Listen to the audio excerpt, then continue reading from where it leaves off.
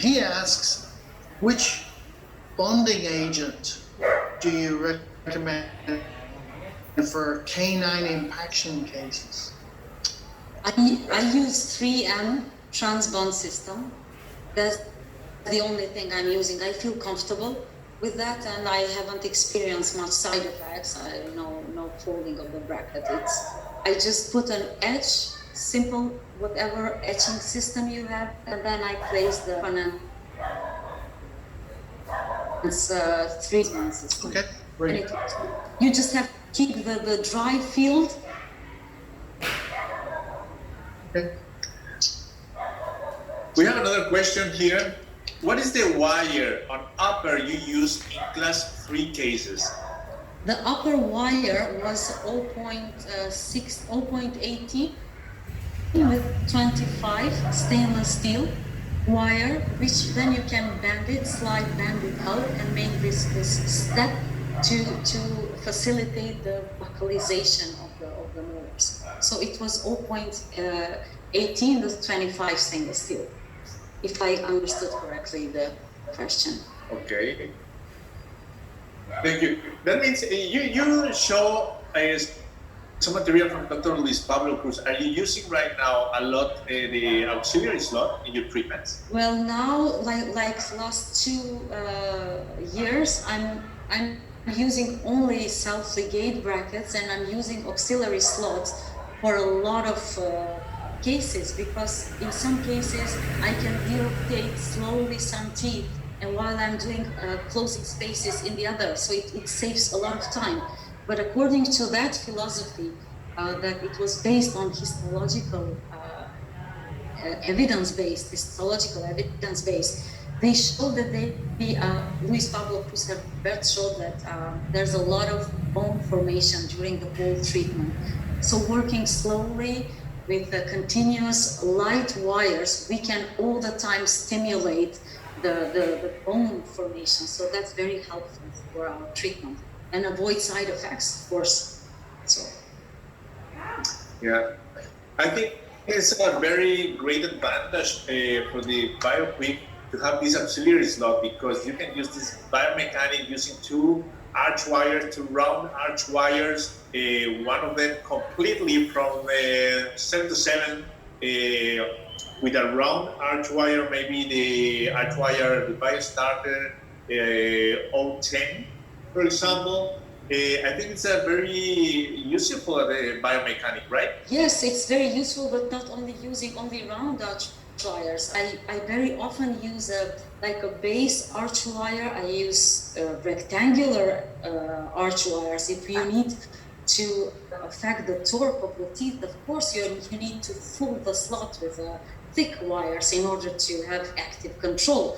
But in the same time, you can use you can cut the wires in the middle and use them like a segmented technique, and that's very useful.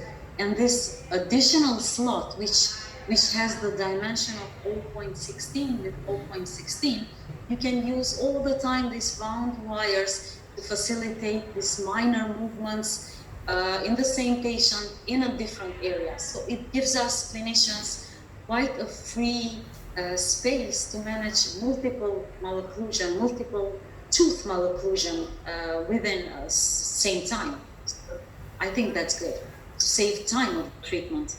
Yeah, thank you. Yeah, just one question I have. What kind of chain do you use? What kind of? Chain. Power chains. Yes. Well, I use different kind of power chains. First of all, you have to know that you have 2 types of power chains. One thicker, 0.30 inches, and the other ones are less thicker, are thicker than that, are 0.15 inch. So basically, if I work with ceramic brackets, I use these thick power chains, 0.15 inch, and the company is not important. I mean, the power chain, you have to know the distance between the holes, and you have to adjust it to your case. I mean, that's not a company issue, it's the issue of you getting to know the features of the power chains, like with the holes that are more distant, you can use it for larger spaces, and small holes that are connected to each other, you can use it for lower incisors to close the spaces, and the thickness you can adjust to the brackets. So if you have high profile brackets, you can always use thicker power chains. But I all the time measure the force of the power chain, the dynamometer, every time. Well, Doctor, just referring back to power chain, what's your experience with the gold power chain? I never use power chain. I'm too far from power chains. I never had chance to buy them in Kosovo. I'm quite restricted. For now, we can buy in Kosovo only products from Ormco, Dentaru, and Forestadent. So that's all. I mean, I'm quite restricted to materials. I don't have experience with gold power chains at all. Okay. We have some questions here. Let me see. Can you please mention the name of the bite razor technique? Bite razor technique is a tip or a trick that I learned from Bjorn Ludwig, an excellent clinician that I follow during all last 10 years. I don't know if it has the name, but it's just the technique that you, in the band that you are using, even in the tubes if you are using, you can place the wing on the lingual side and make this ligature and just make a cross on it, so you can use it as a retention also, but as a tool to cut this ligature and take off the bite block. I mean, if you asked about the bite raise, so it's just the technique that allows you to not waste too much time to grind this bite block. I mean, it just goes out together with the ligature when you cut it.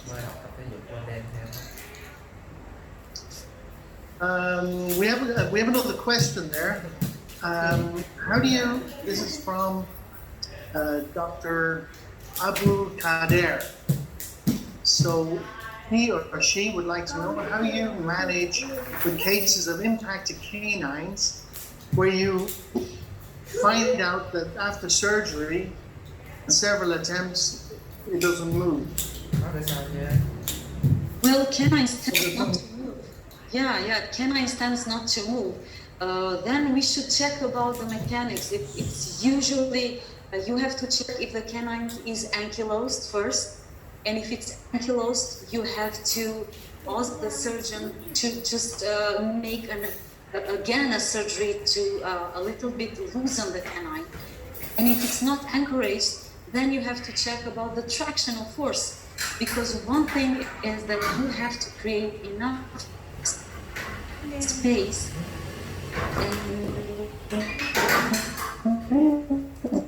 and this can't hit the root, it will not move. It will just go to resorb the root of the Jensen teeth. So if the pad is open, then you need to look for your own mechanics. Maybe it's you are tracting too fast and the canine just refused. I mean, the periodontium protects the teeth. It doesn't move if you pull it too fast. And if you pull too slow, like less than 60 grams, it eventually doesn't move that. So it basically, I think it's more about the mechanics we are using.